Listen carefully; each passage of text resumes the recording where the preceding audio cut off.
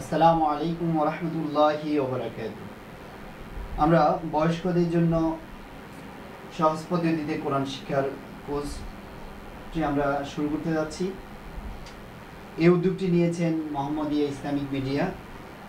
ওনাদেরকে অনেক অনেক ধন্যবাদ যে ওনারা আপনাদের জন্য সুন্দর একটি ব্যবস্থা করেছে। আলোচনা করব সেটি হচ্ছে আমরা হরফ সম্পর্কে জানলাম। এখন আমরা যদি হরফকে একটি শব্দে রূপান্তর করতে চাই, এখানে কিছু আমাদের নিয়মকানুন আছে, সেই বিষয়গুলো আমাদেরকে জানতে হবে। যেমন বাংলা বর্ণমালা দ্বারা আমরা বাংলা বর্ণমালাগুলো আমরা সবাই জানি।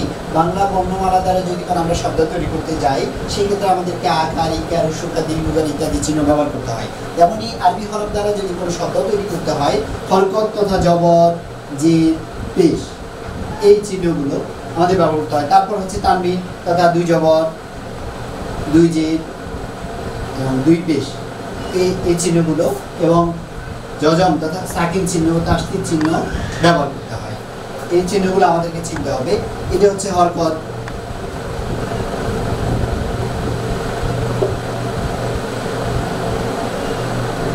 হরকত, তানবিন, জজম চিহ্ন, সাকিন চিহ্ন,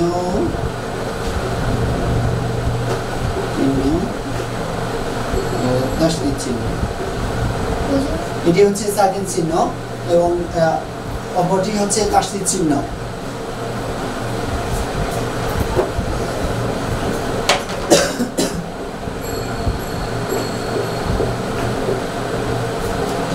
এটি হচ্ছে এইগুলো একটা আমরা দেখতে পাচ্ছি, হয়তো বলবো এটা হচ্ছে একটা দাগ। এই চিহ্নটা যখন কোনো একটা হরফের উপরে বসবে, তাহলে আমরা বুঝবো যে এটা জবর। আমরা বা হরফটা চিনি, এই হরফটির নাম হচ্ছে বা। এটার উপরে যদি এই চিহ্নটা দিই, তাহলে হবে বা জবর বা। কি হবে? বা জবর বা। এখন এই চিহ্নটা যদি আমরা কোনো হরফের নিচে দিই, তাহলে এটা হবে বাজের বি। এখন এই চিহ্নটা, এটি হচ্ছে পেশ চিহ্ন, এটি যদি বা এর উপরে দিই, তাহলে এটা হবে বা পেশ বু। এভাবে আমরা জবরের ব্যবহার, আমরা আলিফ থেকে ইয়া পর্যন্ত, জবরের ব্যবহারটা পড়ব। এটি হচ্ছে জবর চিহ্ন। এটি যদি কোনো, এটা এখন কিন্তু আমরা বলতে পারবো না এটা জবর চিহ্ন। এটা যদি কোনো হরফে, এই চিহ্নটা যদি কোনো হরফের উপরে বসে, তাহলে আমরা বুঝবো যে এটি হচ্ছে জবর চিহ্ন। আমরা প্রত্যেকটা হরফ দিয়ে আলিফ থেকে ইয়া পর্যন্ত, প্রত্যেকটা হরফ আলিফ থেকে ইয়া পর্যন্ত হরফগুলো আমরা লিখবো। আমাদের সাথে একটা যে কোনো ইসলামী লাইব্রেরিগুলোতে পাওয়া যায়, কোনো একটা কায়দা আমরা কিনে নেব, হ্যাঁ, সেখান থেকে আমরা আরবি হরফগুলো দেখে, ওখানে প্রথমে এই চিহ্নটি হচ্ছে জবর, আমরা জবর প্রত্যেকটা হরফ দিয়ে আমরা জবরের ব্যবহার করবো। হ্যাঁ, আমরা আগে বলেছি যে আলিফের উপরে যদি জবর যে পেশ হয়, সেটা হামজা হয়ে যায়। আমরা আলিফ দিয়ে আমরা জবরের ব্যবহার করবো আলিফ থেকে ইয়া পর্যন্ত। আলিফের উপরে জবর যে পেশ হলে হামজা হয়, তাহলে কি হবে? আলিফের উপরে জবর দিলে হামজা জবর আ হবে। হ্যাঁ, বা এর উপরে জবর দিয়ে বা জবর বা, তা জবর তা, সা জবর সা, জিম জবর জা, হা জবর হা, খা জবর খা। এবার আমরা প্রথমে জবরের ব্যবহার করব, তারপরে জেরে ব্যবহার করব। এগুলো হচ্ছে হরকতের ব্যবহার। জবর যে পেশকে হরকত বলে। হরকত কাকে বলে? জবর যে পেশকে হরকত বলে। জবর যে পেশ হচ্ছে হরকত। এটি হচ্ছে জবর, এটি জের, এটি পেশ যদি হরফের উপরে বসে, এগুলো হচ্ছে জবর জের পেশ। আমরা প্রত্যেকটা হরফ দিয়ে প্রথমে জবরের ব্যবহার করব, তারপর জেরে ব্যবহার করব। হামজা জের ই, বা জের বি, হামজা জের ই, বা জের বি, তা জের ই, সা জের সি। এভাবে আমরা ইয়া পর্যন্ত আমরা জেরে ব্যবহার করবো আলাদা আলাদা করে প্রত্যেকটা হরফ দিয়ে। হ্যাঁ, তারপরে আমরা পেশের ব্যবহার করব, হামজা পেশ উ, বা পেশ বু, সা পেশ তু। হ্যাঁ, আর জবরের ব্যবহারটা হবে আকারের উচ্চারণ। হামজা জের ই আর জেরের ব্যবহারটা হবে রস্যিকারের উচ্চারণ, এবং পেশের ব্যবহার হবে রস্যুকারের উচ্চারণ। তাহলে আমাদের জন্য অত্যন্ত সহজ হবে। আমরা এই জিনিসগুলো একটু খেয়াল করব মনোযোগ দিয়ে। আমরা তারপরে প্রত্যেকটা হরফ দিয়ে আলিফ থেকে ইয়া পর্যন্ত হরফ দিয়ে আমরা পেশের ব্যবহার করব। তারপরে আমরা তাহলে হরকত সম্পর্কে আমরা পুরোপুরি জ্ঞান লাভ করব, জবর জের পেশের সম্পর্কে। তারপরে এই টপিকস আমাদের শেষ হওয়ার পরে আমরা তানমিনের ব্যবহার করব। তানমিন কাকে বলে? দুই জবর, দুই জের এবং দুই পেশকে তানমিন বলে। এখানে ছিল এক জবর, এক জের, এক পেশ। এখানে যদি এক জবর পাশে আরেকটা যদি আমরা দিই, তাহলে দুই জবর হয়ে যাচ্ছে। এখানে দুই জের, এখানে দুই পেশ। তাহলে প্রথমে আমরা আরবি হরফ দ্বারা দুই জবরের ব্যবহার করব। আলিফ লিখে উপরে দুই জবর দিব, তাহলে হামজা দুই জবর আন হবে। এখানে বা দুই জবর বান, বা দুই জবর তান। প্রথমে আমরা দুই জবরের ব্যবহার করব। এখানে দুই জবর, দুই জের, দুই পেশ, এগুলো হচ্ছে তানবিন। দুই জবর, দুই জের, দুই পেশকে তানবিন বলে। প্রথমে আরবি হরফ দ্বারা আলিফ থেকে ইয়া পর্যন্ত হরফ দ্বারা আমরা প্রথমে দুই জবরের ব্যবহার করে নিব। হামজা দুই জবর আন, বা দুই জবর বান, তা দুই জবর তান, সা দুই জবর সান, জিম দুই জবর জাম, হা দুই জবর হান, খ দুই জবর খান, এভাবে আমরা ইয়া পর্যন্ত পড়ি।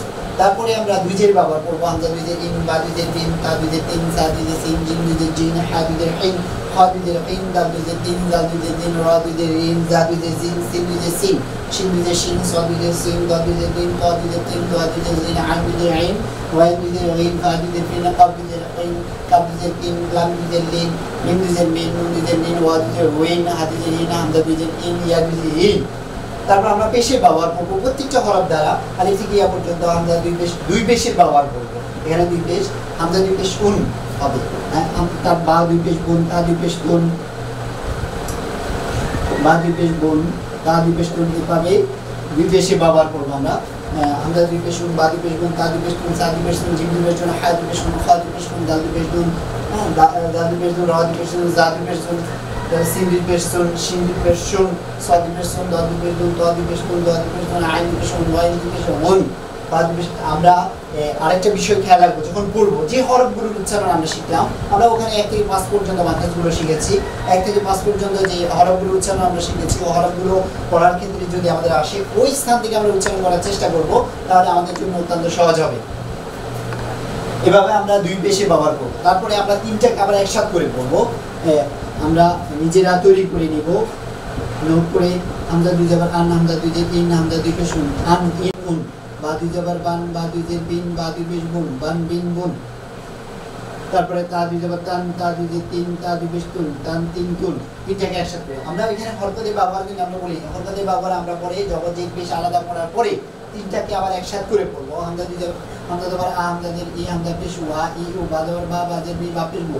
এভাবে প্রত্যেকটা হরফকে মানে হরকতের ব্যবহার প্রত্যেকটা হরফকে দিয়ে আমরা পড়বো আলিফ থেকে ইয়া পর্যন্ত। হামজা জবর আ, হামজা জের ই, হামজা পেশ ওয়া, ই উ, বা জবর বা, বা জের বি, বা পেশ বু, বা বি বু, তা জবর তা, তা জের তি, তা পেশ তু, তা তি দু, সা জবর সা, সা জের সি, সা পেশ সু, সা তি দু, জিম জবর জা, জিম জের জি, জিম পেশ জু, জা জি জু, হা জবর হা, হা জের পেশ বু, হা কি দু, দা জবর দা, দা জের দি, দা পেশ দু, দা দি দু।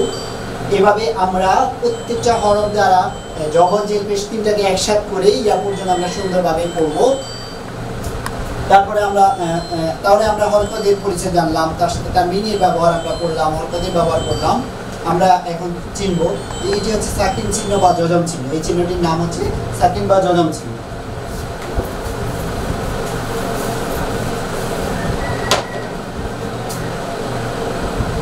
এই চিহ্নটির নাম হচ্ছে সাকিন বা যজম। এটি 3 রকমের হয়, যে এমনও হয়, এটি আবার এমনও হয়, এটা আবার এমন করে হয়। এই চিহ্নটাই বেশি ব্যবহার হয়। এটা তাছাড়া অক্ষরগুলো যেগুলো হাফেজি কোরআন শরীফ, ওগুলোতে প্রায় দেখা যায় যজম চিহ্ন অর্থাৎ সাকিন চিহ্নটা এমন হয়।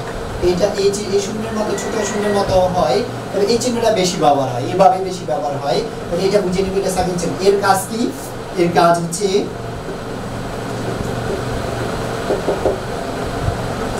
সাকিন চিহ্ন যদি কোনো হরফের উপরে বসে, তার ডানের অক্ষর দিয়ে তাকে ধরবে। সাকিন চিহ্ন যদি কোনো হরফের উপরে বসে, এই চিহ্নটা যদি কোনো হরফের উপরে বসে, তাহলে তার ডানে যে হরফ থাকবে সেই হরফে গিয়ে তাকে ধরবে। এবার যেমন এটা দিলাম আলিফ, আমরা দেখেছি আলিফের উপর জবর যে পেশ হামজা হয়, এই জন্য আমরা বলবো হামজা বা জবর আব, তাহলে সাকিন যুক্ত হরফ এটি, বা হচ্ছে সাকিন যুক্ত হরফ, তার ডানের অক্ষর দিয়ে তাকে ধরলো, তাহলে হামজা বা জবর আব হবে। এই চিহ্নের কাজ কি? এর সাকিন চিহ্নের কাজ হচ্ছে সাকিন যুক্ত হরফকে তার ডানের অক্ষর দিয়ে ধরবে। সাকিন চিহ্নের কাজ হচ্ছে সাকিন যুক্ত হরফকে তার ডানের অক্ষর দিয়ে ধরবে। যেমন হামজা বা জবর আব, হা বা জবর হাদ, হ্যাঁ, মিম দাল জবর মাদ, সাকিন যুক্ত হরফকে তার ডানের অক্ষর দিয়ে ধরবো। তারপরে আমরা যে চিহ্ন ব্যবহার করলে আমরা পড়েছি, এগুলো দ্বারা কোনো শব্দ তৈরি করা যায়। আমরা এখন তাসদিদ চিহ্নের ব্যবহার জানবো এবং এর কাজ কি আমরা জানবো।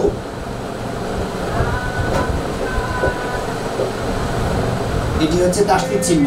তাসদিদ চিহ্ন যদি কোনো হরফের উপরে বসে, তাসদিদ চিহ্ন যদি কোনো হরফের উপরে বসে, সেই হরফটা দুইবার উচ্চারিত হবে। তাসদিদ চিহ্ন যদি কোনো হরফের উপরে বসে, সেই হরফটা দুইবার উচ্চারিত হবে। প্রথমে তার ডানের অক্ষর দিয়ে ধরবো, দ্বিতীয়বার তার নিজস্ব হরফের ব্যবহার করবো।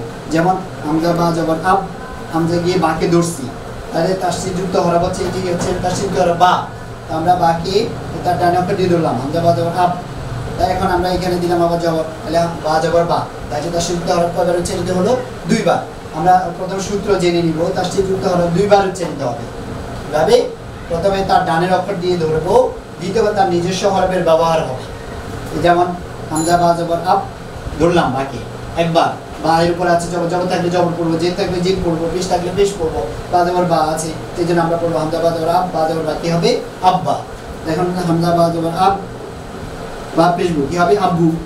হামজা বা জবর আপ, বা জেদ কি হবে? আব্বি। তাহলে তাসদীদ যুক্ত হরফ 2 বার উচ্চারিত হবে। আর একটা বিষয় জেনে রাখবো, নুন এবং তবে নুন এবং মিমের পরে যদি তাসদীদ চিহ্ন হয় তাহলে তার ডানের অক্ষর নুন এবং মিম হরফের যে তাসদীদ চিহ্ন সেই হরফটাও 2 বার উচ্চারিত হবে। সেটা আমরা বলেছি যে কোনো হরফের উপরে যদি, কোনো হরফ বলতে সকল হরফকে বোঝানো হয়েছে, কোনো হরফের উপরে যদি তাসদীদ চিহ্ন তাসদীদ চিহ্নটি বসে তাহলে সেই হরফটি 2 বার উচ্চারিত হবে। তবে নুন এবং মিমের পরে যদি তাসদীদ চিহ্ন হয় সেই ক্ষেত্রে তার ডানের অক্ষর দিয়ে যখন আমরা ধরবো তখন গুণনা করে পড়ব।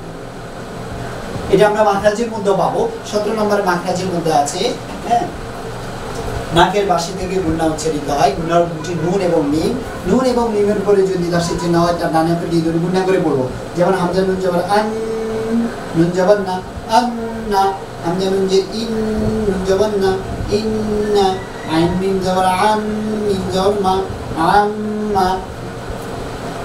সা মিম পেশ সুম, মিম জবর মা, সুম্মা। গুণনা করে পড়বো। আর গুণনাটা হচ্ছে তবে নাকের বাসি থেকে। যেমন হামজা নুন জবর আন, নুন জবর না, আন না। হামজা নুন যে ইন, নুন জবর না, ইন্না।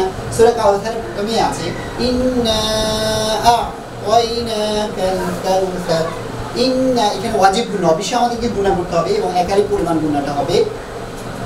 এটা এই বিষয়টা আমরা খেয়াল রাখবো। নুন এবং মিমের পরে যদি তাসদীদ চিহ্ন হয় তাহলে তার ডানে অক্ষর দিয়ে ধরে আমরা গুণনা করি।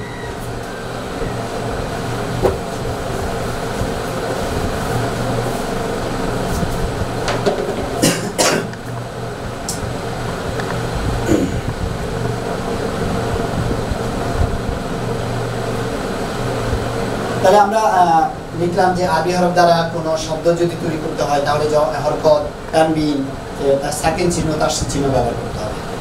আমরা হরকতে ব্যবহার করেছি, তানবিনে ব্যবহার করেছি, তারপরে সাকিন চিহ্নের কাজকে আমরা জেনেছি, তাসদীদ চিহ্নের কাজকে আমরা জেনেছি। এখন আমরা শব্দ লিখব। এখন শব্দ লিখতে গেলে আরবি হরফগুলো শব্দের শুরুতে একরকম, কোনো অধিকাংশ হরফ শব্দের শুরুতে একরকম, মাঝখানে একরকম, শেষে করে একরকম। কোন হরফটা কিভাবে রূপান্তরিত হয় আমরা এগুলো শিখব। এই হরফটির নাম হচ্ছে বা, এই হরফটির নাম হচ্ছে তা, আমরা জানি। এই হরফটির নাম হচ্ছে সা, এই হরফটির নাম হচ্ছে, এই হরফটির নাম হচ্ছে নুন, এই হরফটির নাম হচ্ছে ইয়া। বা, তা, সা, নুন, ইয়া, এই 5টি হরফ, এই 5টি হরফ শব্দের শুরুতে একটা কুটুনি হয়ে নিচে যদি এক নোক্তা হয় তাহলে আমরা জানবো নিচে কোন হরফের নিচে এক নোক্তা আছে, বা এর নিচে, তাহলে এটা হবে বা। এটার নিচে যদি 2 নোক্তা হয়, এই কুটুনিটার নিচে যদি 2 নোক্তা হয় তাহলে আমরা বুঝে নেব কোন হরফে, এই 5টা কোন হরফের নিচে 2 নোক্তা আছে, ইয়ার নিচে 2 নোক্তা, তাহলে আমরা বুঝে নেব এটা ইয়া। যেমন ইয়াদুন, ইয়াদুন ইয়া, একটা কুটুনি হয়ে এটার নিচে 2 নোক্তা, ঠিক আছে? তাহলে আমরা বুঝে নেব কি এটা ইয়া, তাহলে ইয়ার নিচে 2 নোক্তা। আর উপরে যদি আমরা 1 নোক্তা দিই তাহলে আমরা বুঝে নিব উপরে এখানে কোন হরফের উপর 1 নোক্তা আছে, নুনের উপর 1 নোক্তা, তাহলে বুঝে নিব এটা নুন। যেমন নাযার, এটা আমরা শব্দ লিখলাম, অর্থবাচক হোক বা না হোক আমরা বুঝে নিই বোঝার জন্য যে একটা কুটুনির উপরে যদি 1 নোক্তা হয় এটা হবে নুন শব্দের শুরুতে। যে শব্দের শুরুতে বলতে যখন এই হরফটা শব্দের কোনো হরফের সাথে যুক্ত থাকবে, এটা শব্দের শুরুতে কিভাবে বসবে, উপরে যদি একটা কুটুনির উপরে যদি 1 নোক্তা হয় তাহলে বুঝবো নুন, আর উপরে যদি 2 নোক্তা হয় তাহলে আমরা বুঝবো তা। যেমন তাব্বাত, তা বা জবর তাব, বা তা জবর বাত, তাব্বাত। এই যে শব্দের শুরুতে একটা কুটুনির উপরে 2 নোক্তা আছে তা, হ্যাঁ, তাহলে আমরা বুঝলাম কিভাবে একটা কুটুনির উপরে 2 নোক্তা হয়, আমরা জানি তার উপরে 2 নোক্তা, তাহলে এটা হচ্ছে তা। আর উপরে যদি 3 নোক্তা হয় তাহলে আমরা বুঝে নিব যে সাইড উপরে আমরা জানি 3 নোক্তা, একটা কুটুনি হয়ে উপরে যদি 3 নোক্তা তাহলে বুঝে নিব এটি হচ্ছে সা। তাহলে আমরা এগুলো নিজে নিজে আবার খাতায় প্র্যাকটিস করব যে বা শব্দের শুরু দিয়ে এভাবে বা এখন আমরা এই শুরুটা জানলাম। এখন শব্দের মাঝখানে কীভাবে বসবে বা এই শব্দের মাঝখানে এমনভাবে বসবে, শব্দের শেষ অক্ষরে এমনভাবে বসবে। তার এই শুরুটা কি বলছিল এভাবে, মধ্য এভাবে, শেষ এভাবে। এই যে আমরা ভাষায় আবার লিখবো। তারপরে তা শব্দের শুরুতে এভাবে আমরা লিখেছি, শব্দের মাঝখানে হবে এভাবে, শব্দের শেষ অক্ষর হবে যেভাবে আছে সেভাবে এদিকে যুক্ত হয়ে থাকলো। হ্যাঁ, শব্দের তাহলে শুরু, এর মধ্য, এই শেষ। সা কিভাবে শব্দের শুরুতে হবে আমরা দেখেছিলাম। এইটা একটা কুটুনি উপরে 3 অক্ষরে সা, শব্দের মাঝখানে এভাবে একটা কুটুনি উপরে 3 অক্ষরে সা, শব্দের শেষ অক্ষরে যেমন আছে সেইভাবে হবে, উপরে 3 অক্ষর সা এদিকে যুক্ত হয়ে থাকলো, কোনো হরফের সাথে কোনো সম্পৃক্ত হলে এভাবে বসবে। এবং সা শব্দের শুরুতে এভাবে, মধ্যখানে এভাবে, শেষে এভাবে। আর নুন একই রকম, এবার কুটুনির উপরে 1 নক্তা নুন, শব্দের মাঝখানে এভাবে উপরে 1 নক্তা নুন যেভাবে আছে শব্দের শেষে এইভাবেই থাকবে। হ্যাঁ, তাহলে শুরু, এই মধ্য, এই শেষ, এগুলো হচ্ছে নুন। ইয়া আমরা দেখেছিলাম, ইয়া কুটুনি হয়ে নিচে দুমুখলি ইয়া, শব্দের মাঝখানে এভাবে সে নিচে দুমুখলি ইয়া, শব্দের শেষ করে যেমন আছে এমন এখানে ইয়া, এই নিচে নক্তা না দিলেও চলবে, আমরা বুঝে নিব যে এটা হচ্ছে ইয়া। তাহলে শুরু, এই মধ্য, এই শেষ। তাহলে আমরা 5টি হরফের শব্দের শুরু, মধ্য, শেষ কিভাবে বসে এগুলো আমরা জানলাম। বা তা সা নুন ইয়া কিভাবে শব্দের শুরু, মধ্য, শেষে বসে আমরা জানলাম। আমরা এগুলো কায়দার যখন কায়দা আমরা যে কোনো একটা ইসলামী লাইব্রেরি দোকান থেকে আমরা একটা কায়দা সংগ্রহ করব, ওখানে অনেক ধরনের শব্দ থাকবে। আমরা সেখান থেকে আমরা এগুলো শব্দগুলো এটা এই যে শব্দের মধ্যখানে কি এমন আছে কিনা, বসে কিনা আমরা দেখবো। এটা শব্দের শেষ করে এমন বসে কিনা আমরা দেখবো, তারটা কি শব্দের শুরু দিয়ে বা বসে কিনা আমরা দেখবো, এগুলো আমরা মিলাম। তাহলে আমরা 5টা হরফের নিয়ম জানলাম যে শব্দের শুরু, মধ্য, শেষ কীভাবে। আমরা এখন চলে যাব সামনে। আমরা 5টি হরফের উচ্চারণ শিখলাম, যে হরফগুলো চিনতে আমাদের সমস্যা হয়। এটি হচ্ছে জিম, এটি হচ্ছে হা, এটি হচ্ছে খা। দেখেন এগুলো 3টা একই রকম, পার্থক্য আমরা কিন্তু জানা। জিমের নিচে 1 নোক্তা, হা ফালি খাইয়ের উপরে 1 নোক্তা। আমরা পার্থক্য করবো কিসের উপরে? নোক্তার উপরে। নোক্তা কাকে বলে আমরা জেনেছি, আরবি হরফের উপরে বা নিচে একাধিক যে বিন্দু বা ফুটা থাকে তাকে নোক্তা বলে। তাহলে জিম, হা, খ আমরা দেখতে পাচ্ছি গঠনের দিক থেকে একই রকম, পার্থক্য হচ্ছে নোক্তা। জিম শব্দের শুরুতে এভাবে বসবে, শব্দের মাঝখানে এভাবে বসবে, শব্দের শেষ অক্ষরে এভাবে বসবে, কখনো কখনো এমনও বসতে পারে। তারপরে তাহলে শুরু, মধ্য, শেষ, এটি হচ্ছে জিম। তাহলে জিম, হা, খ এগুলো হচ্ছে বাড়ির কাজ। আমরা এই এমন করে করবো, জিম হাই কোনো নোক্তা হবে না, খায়ের জাস্ট এখানে নিচে নোক্তা দিয়েছি, আর এখানে খায় উপরে নোক্তা হবে, এখানে দিয়ে উপরে নোক্তা হবে, এখানে দিয়ে উপরে নোক্তা হবে। তাহলে শুরু, মধ্য, শেষ এভাবে বসবে। তাহলে শুরু একসাথে কীভাবে হবে? এই শুরু, এই মধ্য, এই শেষ। এই জিম, হা, খ একই রকম।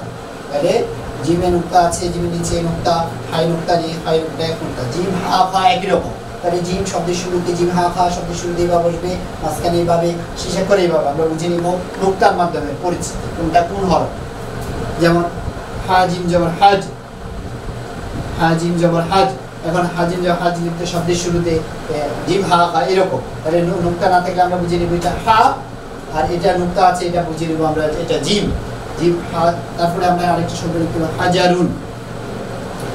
এটা আমরা শব্দের শুরুতে কিভাবে বসে যে দেখলাম, এবং শেষে কিভাবে বসে আমরা দেখলাম।